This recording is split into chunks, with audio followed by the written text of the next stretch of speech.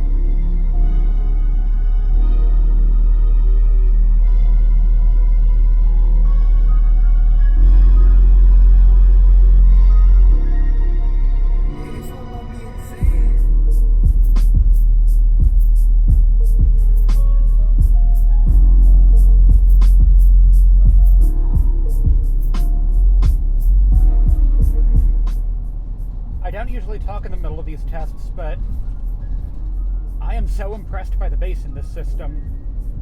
You'd borderline think there's a subwoofer in here, but as far as I know, there's not. It's just 6x9 door speakers. But boy, are they woofing out some nice bass.